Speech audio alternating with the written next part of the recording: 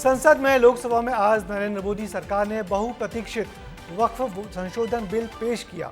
इस बिल के सदन में रखते ही विपक्षी दलों ने खूब विरोध किया और सरकार पर आरोप लगाया कि सरकार वक्फ बोर्ड के कामकाज में दखल देकर मुस्लिम समाज की धार्मिक भावनाओं को आहत करना चाहती है। उधर सरकार ने कहा कि वक्फ बोर्ड के कामकाज में पारदर्शिता बढ़ाने के लिए मुस्लिम समाज की मांग पर ही ये संशोधन लाए जा रहे हैं। आपको बता दें कि वक्फ बोर्ड का काम का मतलब धर्म के काम के लिए दान की हुई संपत्ति की देखरेख करना होता है। इस रिपोर्ट में देखिए वक्फ संशोधन बिल में क्या नया है और किस प्रावधान पर कैसे आपत्ति की जा रही है।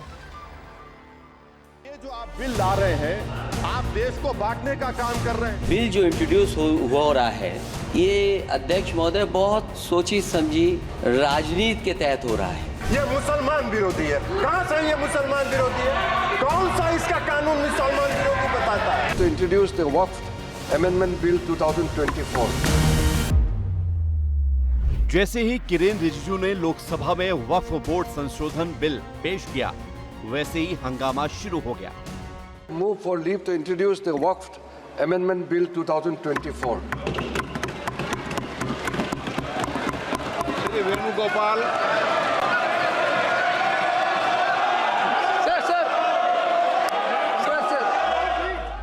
इस कानून में 40 संशोधन किए जा सकते हैं।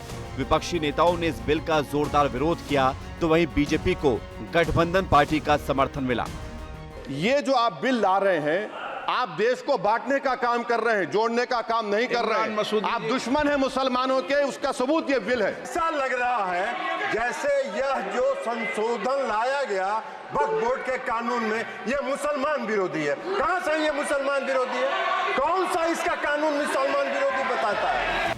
जिस वक्फ बोर्ड संशोधन बिल पर संसद में बहस हो रही है, वो है क्या, पहले वो आप समझ लीजिए। क्या है वक्फ बोर्ड? इस्लाम में ईश्वर के नाम पर संपत्ति दान करना वक्फ कहलाता है।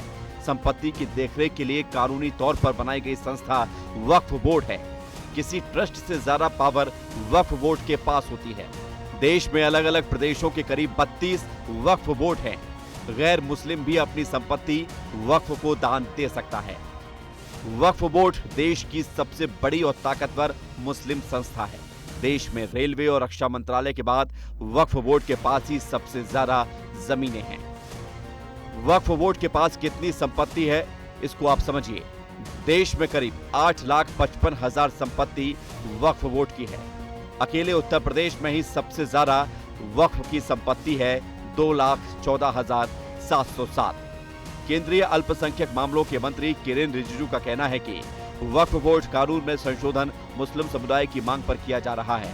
संशोधन के पीछे मकसद वक्फ बोर्डों के कामकाज में जवाबदेही और पारदर्शिता लाना है। आपके माध्यम से खास करके कांग्रेस पार्टी को कहना चाहता हूं, ये अमेंडमेंट आज सरकार इस सदन में ला रहे हैं, एक तरीके से आप लोगों ने जो भी कदम उठाया है, आप लोगों ने जो भी चाहा है, वो आप नहीं कर पाया, वही चीज करने के लिए हम आज ये अमेंडमेंट प्रपोज किया गया है।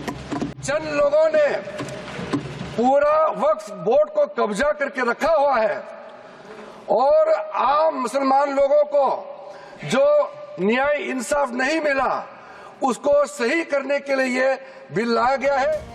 मोदी सरकार वक्फ बोर्ड कानून में करीब 40 बदलाव करना चाहती है। क्या बदलाव करना चाहती है सरकार, ये भी जान लीजिए। वक्फ बोर्ड में गैर मुस्लिमों की एंट्री, केंद्रीय वक्फ परिषद में 2 महिलाओं को शामिल करना, बोहरा और आगा खानी मुस्लिमों का अलग वक्फ बोर्ड, सीएजी के जरिए वक्फ की संपत्ति का ऑडिट। अब तक वक्फ ट्रिब्यूनल का फैसला आखिरी माना जाता है, लेकिन संशोधन होने के बाद वक्फ ट्रिब्यूनल के फैसले के खिलाफ हाईकोर्ट में अपील की जा सकेगी।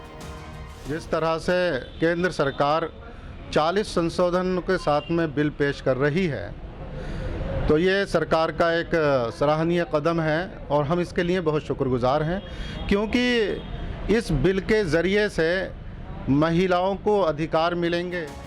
खुद मुस्लिम धर्मगुरु विपक्ष से इस कानून में संशोधन का स्वागत करने की अपील कर रहे हैं। अब देखना है कि जो सरकार की दलील है कि इससे पिछड़े मुस्लिम वर्ग को फ़ायदा पहुंचेगा, वहीं जबकि विपक्ष कह रहा है कि इससे कहीं ना कहीं संविधान के मूल भावना को ठेस पहुंच रही है और सरकार इसे चुनावी फायदे के लिए इस्तेमाल कर रही है, इसमें से किसकी बात सही होती है। कैमरा पर्सन रेहान खान के साथ नम्रत तिवारी, विस्तार न्यूज़, दिल्ली। हालांकि सरकार का दावा है कि देश भर में फैले वक्फ बोर्ड के कामकाज पर नजर रखने और उनको जवाबदेह बनाने के लिए ये सारे संशोधन लाए जा रहे हैं। भारत में हिंदुओं के ट्रस्ट, मठ, अखाड़े और सोसाइटी पर अनेक कानूनों के साथ जिला प्रशासन का प्रशासनिक नियंत्रण रहता है, लेकिन वक्फ बोर्ड के मामले में ऐसा नहीं है। और आप ये जानकर भी हैरान रह जाएंगे कि देश में रेलवे और रक्षा मंत्रालय के बाद वक्फ बोर्ड के पास ही सबसे ज़्यादा जमीनें और संपत्ति है।